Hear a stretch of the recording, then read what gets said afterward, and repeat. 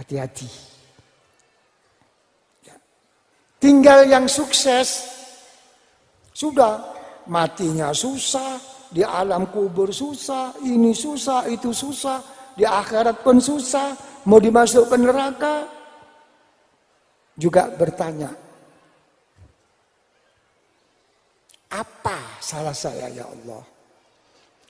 Saya sembahyang, saya membawa iman, saya berzikir, saya beribadah, saya kerjakan semua itu. Kelebihan saya cuma saya itu kaya, cukup, sukses.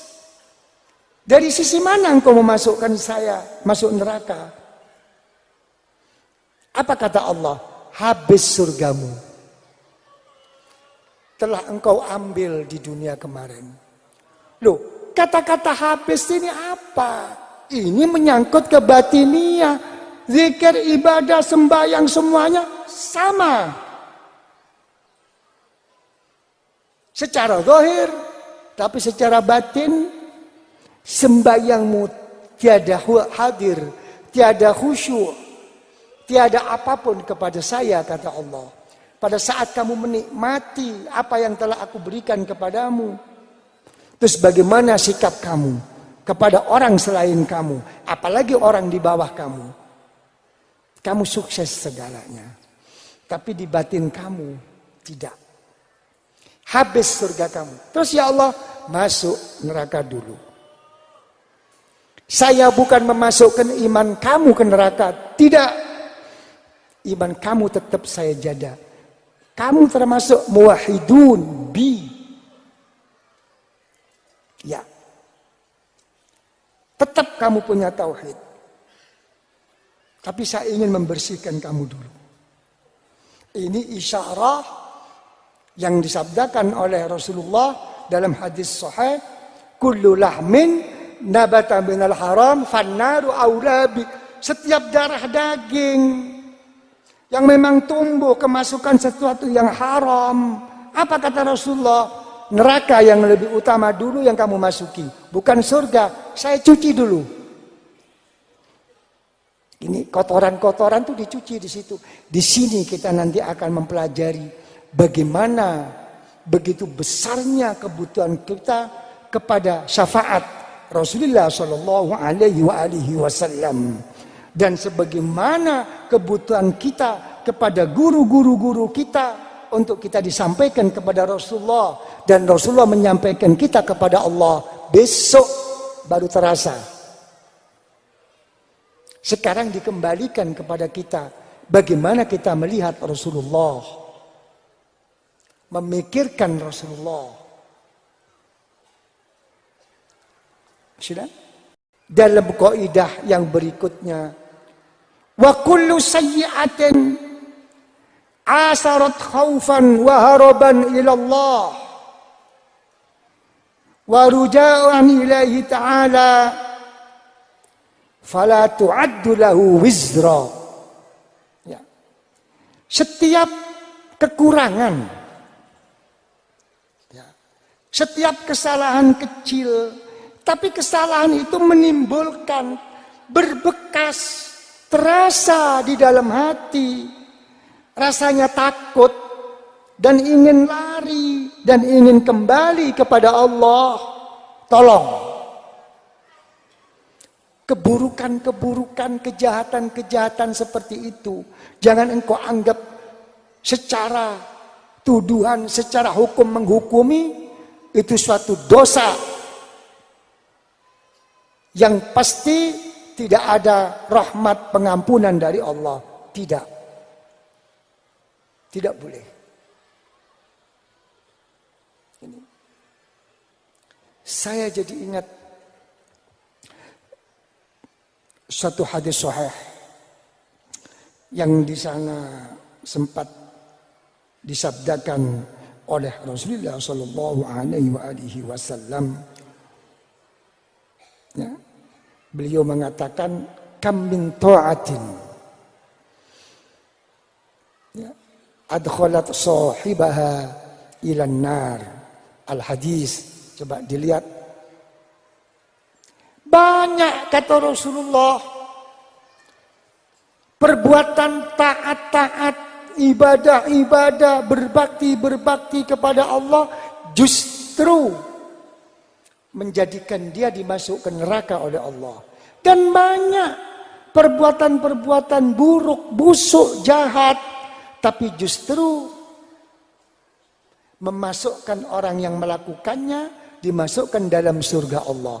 Ada apa? Ya. Jangan dilihat dalam satu zahiriyah, bukan. Sini loh yang dilihat. Yang mendorong kamu berbuat seperti itu apa? Ini yang harus dilihat. Ini hadis populer. Ya. Yang tentu semua orang itu akan tahu kok. Innallah la yanzuru. Kan begitu itu. Ya. Ilal a'mal. Ya, Allah Ta'ala tidak melihat amalia zahiriyah, bukan. Walakin yanzuru. Tapi yang dilihat itu di dalamnya. Dorongannya ini.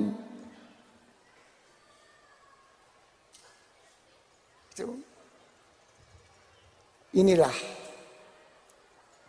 ya, putusan ini semua itu apa? Hanya satu, yaitu tidak lain mengikut apa sabda Rasulullah Shallallahu Alaihi Wasallam. Beliau bersabda, khoslatani laisa fawqahuma khairun minhuma wa khoslatani laisa fawqahuma syarrun minhuma.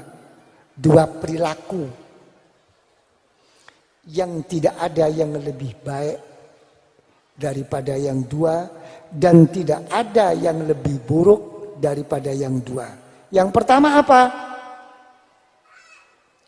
Berbaik sangka kepada Allah. Silahkan berbuat kesalahan apapun, berbuat dosa apapun, berbuat kejahatan apapun, namanya manusia. Tapi kata Rasulullah, jangan buruk sangka kepada hak veto Allah.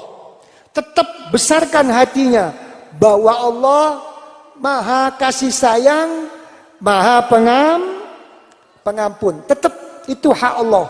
Jangan disangkut pautkan. Dengan sangkut paut, sudahlah. Tidak mungkin Allah Ta'ala itu akan mengampuni saya. Tidak mungkin Allah Ta'ala akan mengasihani saya. Begini besarnya dosa yang saya lakukan. Tidak boleh. Itu hak Allah. Yang nomor dua apa? Wa husnudzanni bi'ibadillahi sholihin. Dengan orang-orang yang soleh. Ya. Yang berbaik sangka. Ya. Jangan meremehkan. Jangan menuduh yang jelek-jelek. Jangan gurunya, kiainya yang jauh-jauh saja, yang pandai. Yang dekat. Coba lihat tetangganya. Wak Min, Wak Jo. Ya. Yang biasanya jual air mikul. Biasanya jual kacang. Dilihat kalau sembahyang jamaah. Dia istiqomah. Dilihat kalau dia berjumatan, dia awal waktunya. Ya. Coba, ya Allah, ya Allah, ya Allah. Berkahnya Wak Min pernah. Berkahnya Wak Jo.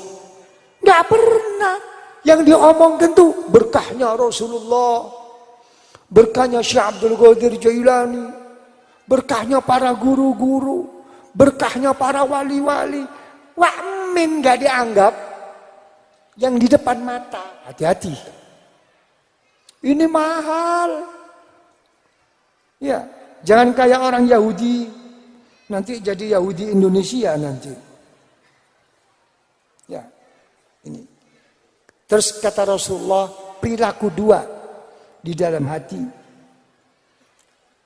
Yang tidak ada yang lebih buruk daripada dua. Seperti dia tadi yang saya katakan, berburuk sangka kepada Allah dan berburuk sangka kepada hamba-hamba Allah. Hati-hati.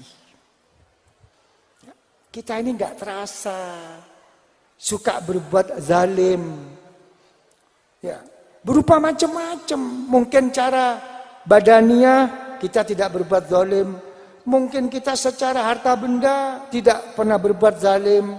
Mungkin kita di saat dalam masalah berbisnis, mungkin kita jujur, terbuka, tidak berbuat zalim. Tapi hati kita, pikiran kita, ada kadang-kadang berbuat zalim kok. Nggak suka aku. Kadang-kadang subhanallah terkeluar dari mulutnya mendoakan jelek. Hati-hati kamu nanti loh. Kalau sudah begitu, makin tidak suka, dia makin senang bahagia dengan melalui apapun. Secara kesuksesan, kekeluargaan, atau secara apa atau apapun. Lihat bajunya, ininya. Tambah makin benci, timbul hasud, timbul permusuhan. Ini setan pelan. Ya, seorang thariqah ingin terbebas, ingin terselamat dari pikiran dan hati yang seperti ini.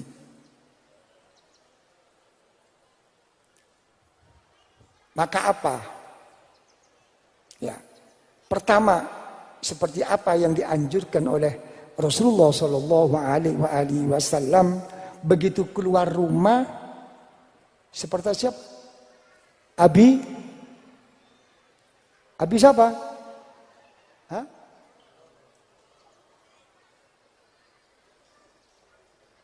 Abi Dhamdham. Salah satu orang besar, ya, secara batiniah pada zaman Bani Israel. Sesudah dia punya niat tujuan baik di dalam berkumpul, baik itu berkumpul karena bekerja atau apapun, niat baik, melangkah kakinya pertama keluar dari pintu rumah, sudah berdoa kepada Allah, Allahumma inni tasaddaqtu irdi lil muslimin. Ya Allah, aku sedekahkan, aku berikan, aku relakan harga diri saya ya Allah kepada orang lain. Terserah mereka mau ngomong apa, mau apa, memberzalim apa sama saya. Saya terima, saya jadikan semua itu sebagai celengan, simpanan yang besok akan saya ambil di akhirat. Tapi saya tetap ya Allah mengampuni mereka, merahmati mereka. Tapi terimalah di sisimu ya Allah. Melangkah kaki, Allahumma inni tasaddaqtu irdi lil muslimin. Ayo, ingin jadi wali apa tidak? Kesehariannya untuk bebas, ya, dia sendiri tidak ingin berbuat zalim dan tidak ingin didurhakai oleh orang-orang yang durhaka, tapi dia juga ingin tidak berbuat seperti itu. Apa yang selalu diamalkan, doa-doa oleh para tokoh-tokoh thariqah? Beliau membaca doa, Allahumma inni bari'un min jawril jairin wa zulmil zalimin wa ana mujawwirun li'adlik fala tajri alaina bisukhtik innaka ala kulli syai'in qadir. Sudah? Kenapa kok ini begitu pentingnya? Pahala yang pasti akan kita dapatkan hanya dua. Yang pertama, adanya niat baik kita. Niat baik itu di hati. Ria tidak bisa masuk. Begitu karena Allah, tutup oleh Allah. Dan dijaga oleh Allah untuk menjadi celengan simpanan besok di akhirat. Niat. Ya. Yang nomor dua yang pasti kita mendapatkan suatu pahala di sisi Allah kalau kita dizolimi orang.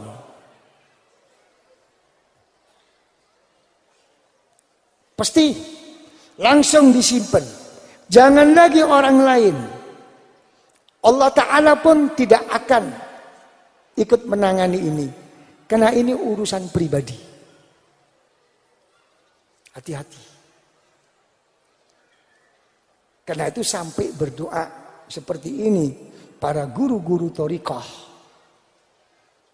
Apalagi si pembawa utama adalah Imam Al-Qutub Abul Hasan Asy-Syadzili radhiyallahu an.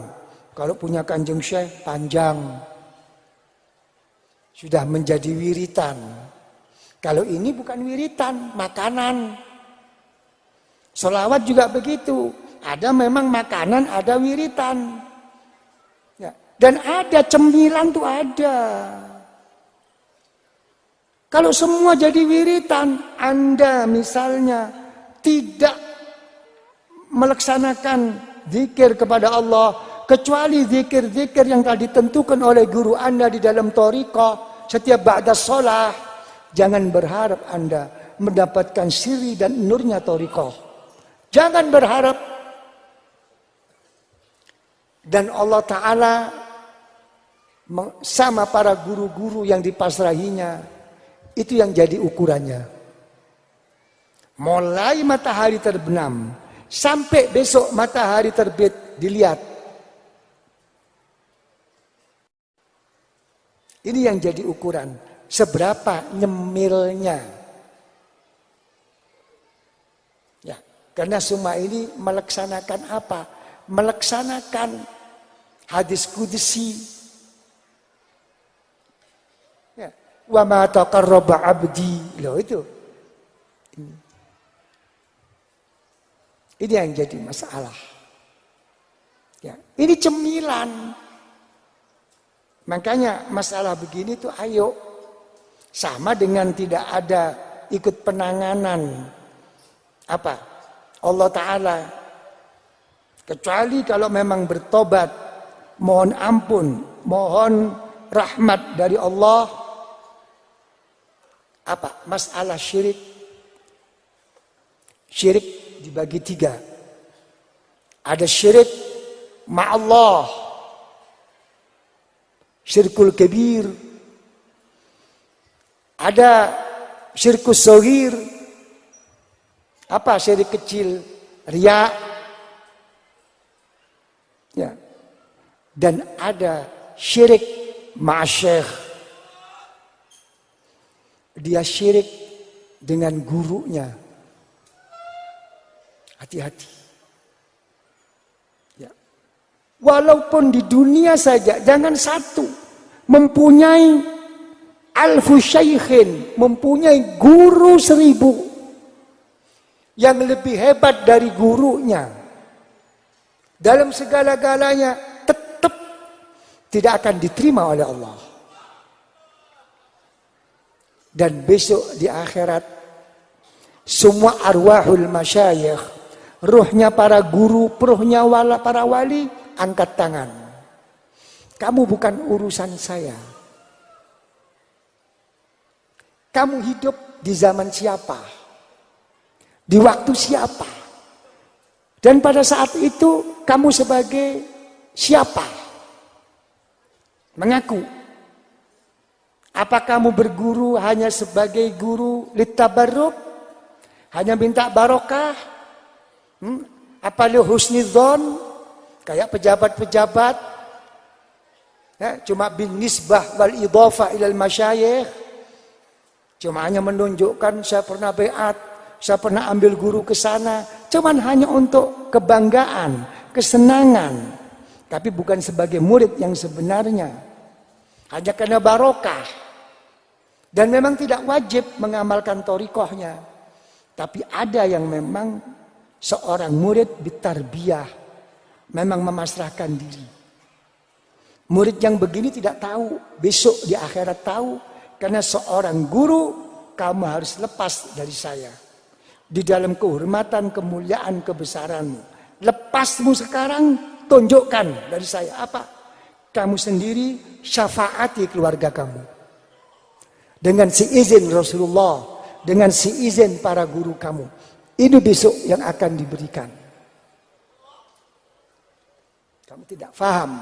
Bukan di sini. Masa masalah begini tidak sampai begitu? Wong dalam satu hadis riwayat Imam Ahmad fi Masnadi sudah jelas kok anak yang masih belum diakekahi berarti murtahanun bi'aqiqatih kata Rasulullah, dia masih digadaikan dalam akekahnya. Belum jadi anakmu 100%. Kalau besok anakmu jadi anak soleh dan dia besok mati betul-betul jadi anak yang besar di sisi Allah, agak susah memberi syafaat kepada kamu. Karena kamu belum menebusi dengan akikah. Lihat dalam hadis. Masa thariqah dikatakan seperti itu? Mestinya lebih. Dengan isyarah-isyarah. Apa rahasia daripada mubaya'ah? Idza dzakara silsilah, begitu zikir dan zikirnya memang melewati silsilah dengan mubaya'ah, tujawibuhu arwahul auliya hat ba'duha bi ba'din hatta ila Rasulillah sallallahu alaihi wasallam. Setiap zikir la ilaha illallah, la ilaha illallah, la ilaha illallah, Allah, Allah, Allah, ruhaniyah beliau akan bangkit. Akan bersama-sama. Mereka sebagai para jurid untuk kita. Di dalam membantu membela kita. Dalam keadaan kebuduhan. Kepapaan. Kehinaan. Dan besarnya dosa yang kita tanggung. Mereka melihat lebih daripada anak sendiri. Ini siapa? Mereka Abu Ruh. Bapak rohani. Kalau bapak sendiri Abul Jasad. Hanya yang bisa membentuk secara zahir. Menjadikan bahagia tidak bahagia. Ini ukurannya. Menjadikan mulia. Ini ukurannya. Jangan bersyirik kepada guru. Habis kamu. Itu. Bangkit. Semua ruhania itu bangkit. Menjawab. Bertanggung jawab dengan anak-anaknya. Iya. Iya. Iya. Iya. Iya. Begitu dijawab iya, akan berangkat semua ini melapor kepada Rasulullah Shallallahu Alaihi Wasallam. Perjalanan rohani jangan disamakan dengan perjalanan zahir badani, jasmani lain. Begitu lapor ke Rasulullah, Rasulullah melapor kepada malaikat Jibril. Engkau yang menyampaikan kepada saya dari Allah. Mari kamu ke Allah bersama saya. Dilaporkan. Ada pembukuan. Berapa hadis sahih. Riwayat Imam Muslim. Berapa hadis-hadis yang lain yang meriwayatkan. Setiap hari Senin. Setiap hari Kamis.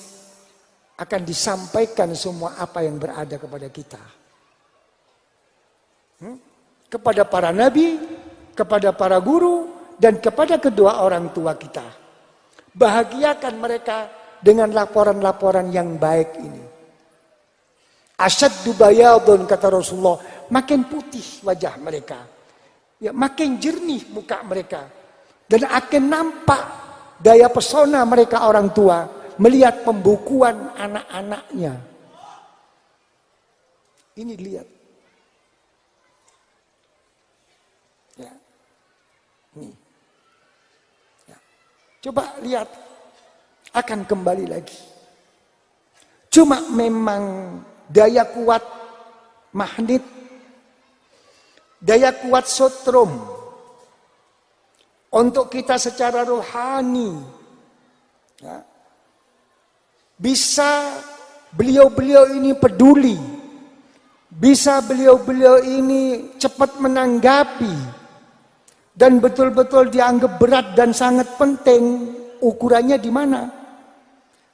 Di dalam berthariqah, seberapa istiqomahnya secara zahir khususinya, dan seberapa tumakninahnya, dan seberapa dia itu di dalam lafal pelafal mengucapkan suatu panggilan kepada Allah, memanggil, bukan sekadar wiritan lewat. Di sini Anda dedek sama kita semua ini untuk berhadap-hadapan, bertawajjuh, belhadrah rabbaniyah di sisi Allah. Dengan bacaan apa?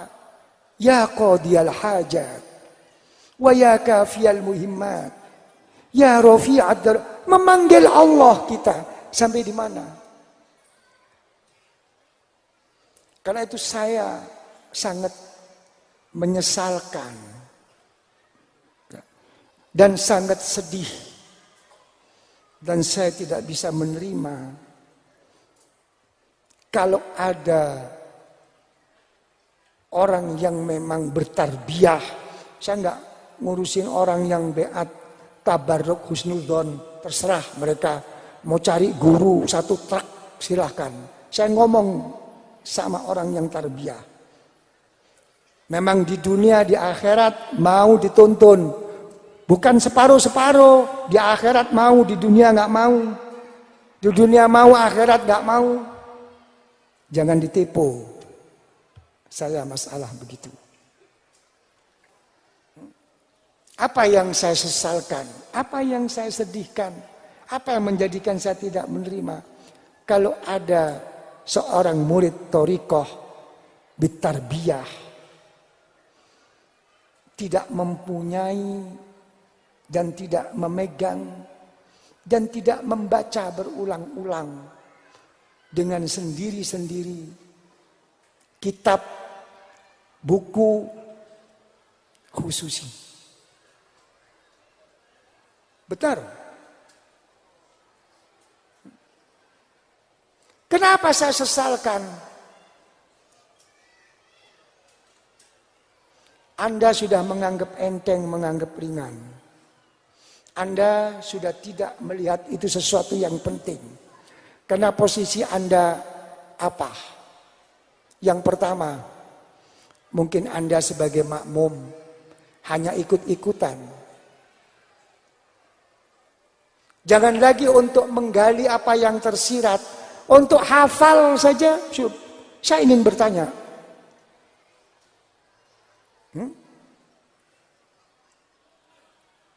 coba anggap enteng. Ya. Begitu pula yang jadi imam khususi. Kadang-kadang mau memegang, takut lupa. Mau ngimami dilihat dulu.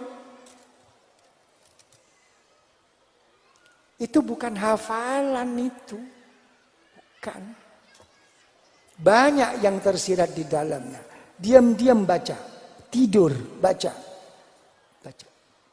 Akan tumbuh kok. Rasulullah berulang-ulang membaca bismillah. Apa Rasulullah nggak tahu maknanya, terjemahannya bismillah? Apa Rasulullah nggak ngerti? Mustahil. Tapi kenapa Rasulullah membaca ulang berulang? Karena setiap satu bacaan, dua bacaan, tiga bacaan, timbul sesuatu di dalam hati Rasulullah yang berbeda-beda. Rahasia nur daripada Allah. Rasulullah makin fit taraqi wat tazayud. Makin tambah, makin meningkat kedudukan Rasulullah. Baca. Jangan malu membaca.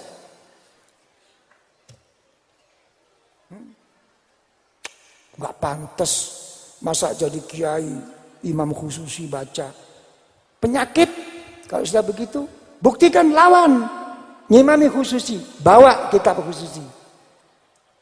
Itu caranya, bukan terus Gengsi. Gali. Diam-diam baca. Resapi. Renungkan. Insya Allah akan tumbuh kok. Lebih-lebih para kiai, para imam khususi. Kamu bertanggung jawab. Sahabat Ka'bul Akhbar. Dia mesti datang. Tiap berjamaah dengan Rasulullah. Datang awal. Tapi dia tidak pernah. Beliau duduk di saf awal. Dia mesti menunggu makmum banyak. Begitu makmum banyak, dia duduk di saf paling akhir. Karena apa? Dia ingat sabda Rasulullah Sallallahu Alaihi Wasallam bahwa keadaan berjamaah itu adalah yang di depan itu doanya akan sampai kepada siapapun yang sampai ke belakang yang ikut berjamaah. Beliau mengambil ini, beliau tetap berjamaah di saf paling akhir, tapi datangnya awal, bukan akhir juga lari-lari, bukan.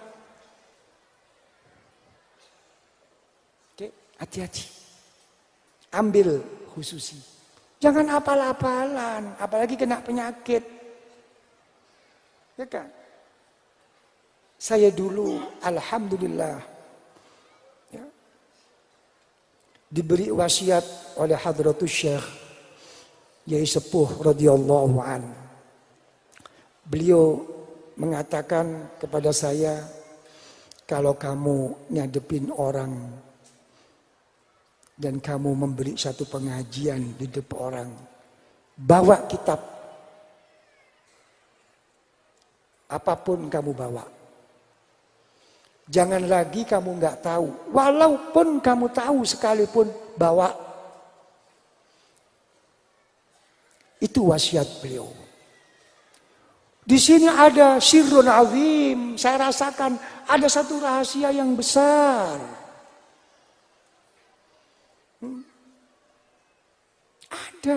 Ada suatu nur di dalam ini. Apalagi untuk menghilangkan penyakit-penyakit yang menjadikan kita takabur, sombong apa. Coba dihilangkan ini semua. Ini semua ini saya melihat dalam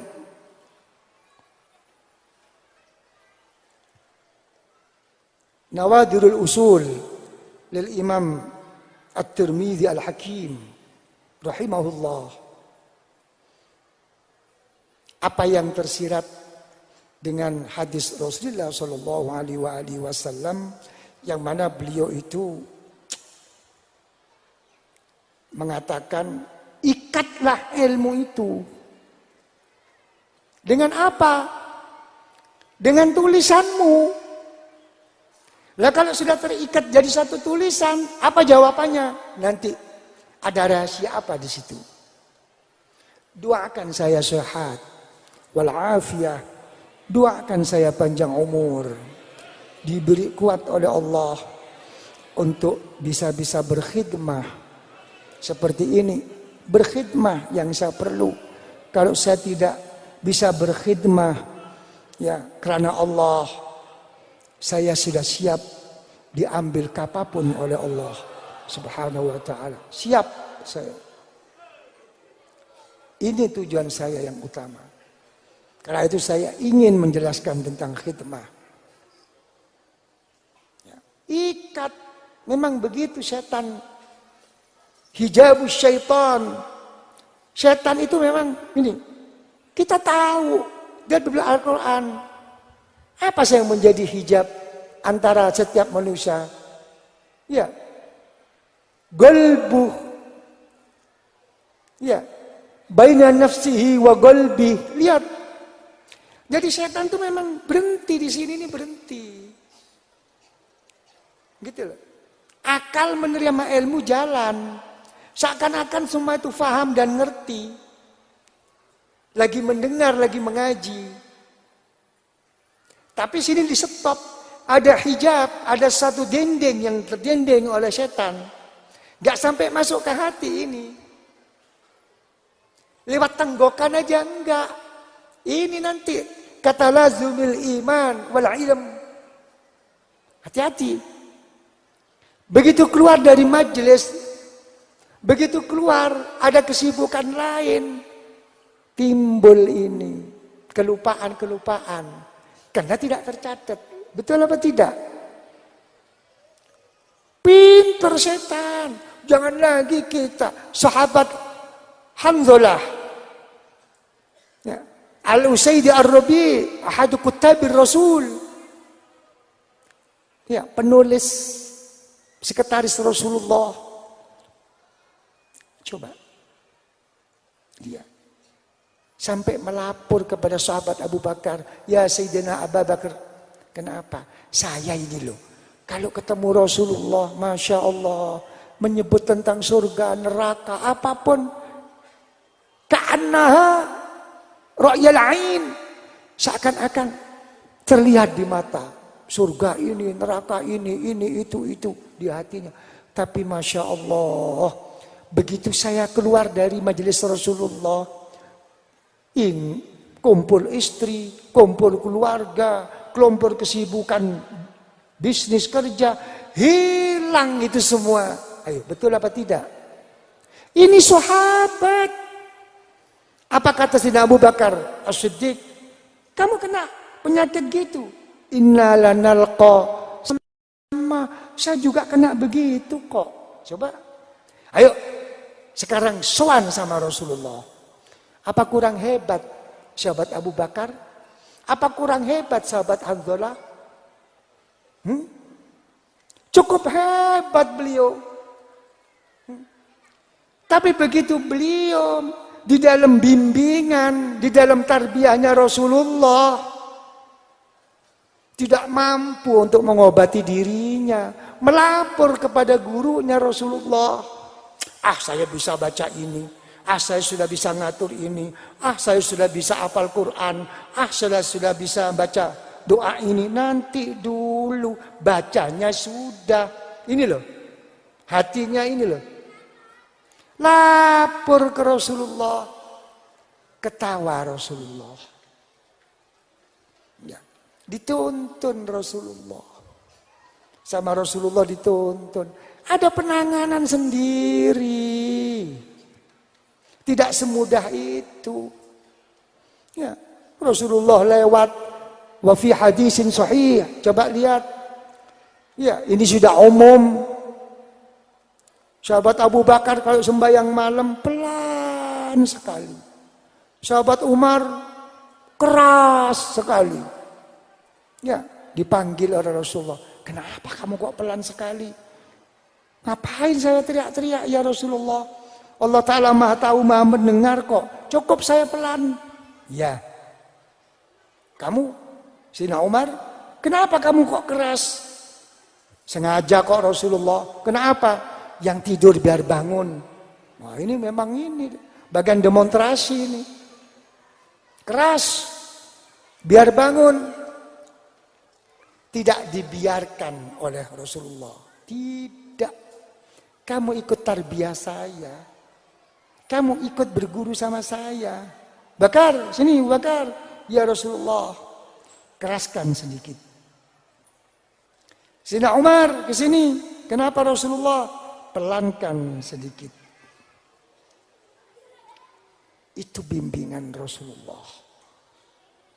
Kadang-kadang ditepuk dadanya, kadang-kadang dipukul belikatnya, karena dari takutnya, karena dari ininya, merasa bersalah, berdosa, nggak bisa berbuat apa-apa, telah hafal Al-Quran, namanya sahabat, butuh pengobatan Rasulullah, dipukul oleh Rasulullah. Sudah sana. Berpeluh, seakan-akan melihat, musyahadah, menyaksikan Allah, jadi sembuh, jadi makin ma'rifat kepada Allah. Mau berangkat sendiri, punya modal berapa?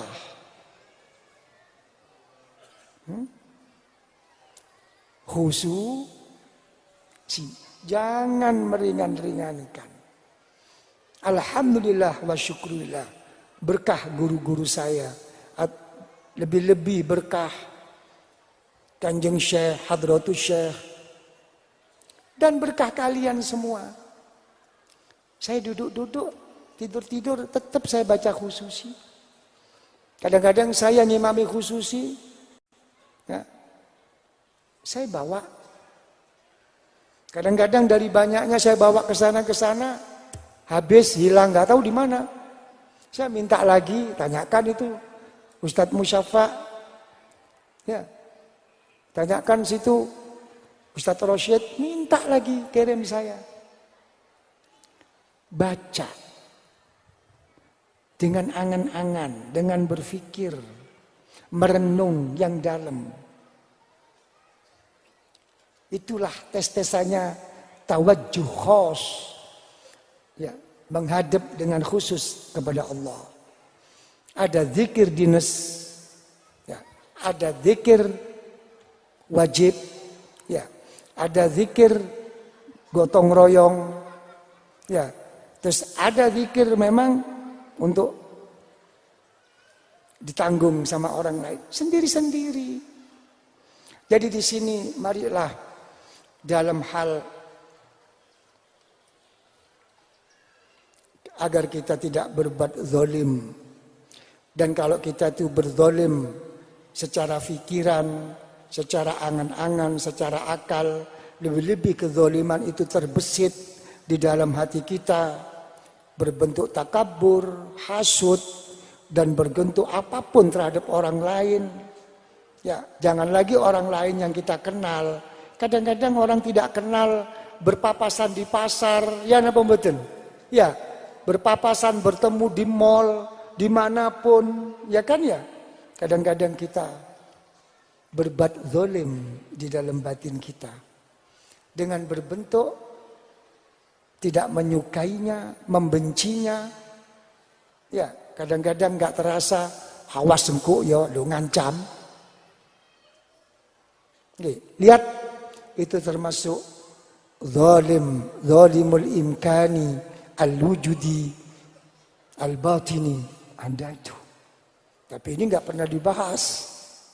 Ya, mari saya kasih ijazah agar bisa membaca sama-sama. Jadikan ini suatu apa? Suatu camilan. Ya, jangan dibiarkan solawat ya, atau doa-doa naungan, perlindungan dan keselamatan itu jadikanlah sesuatu yang camilan, jangan jadikan wiritan yang ditentukan waktunya. Camilan solawat itu. Ya, zikir Allah itu camilan.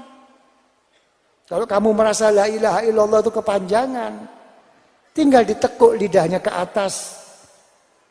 Ya, terus dikatupkan bibirnya, jalan ke pasar, jalan ke mall, nggak susah kok, Kak, repot kok. Siapa ngomong susah repot? Kalau rokok, ayo, panas nggak? Susah nggak? Sudah berapa yang kerja? Pahit enggak? Tenggorokan sepet enggak? Pahit. Haus, kenapa kok mau? Tinggal melipat lidah ke atas, bibir dikatupkan, keluarkan nafas. Ya, tarik, Allah. Lihat. Begitu istighosah, kita bercampur bergaul. Dan kita masih terpengaruh oleh sesuatu.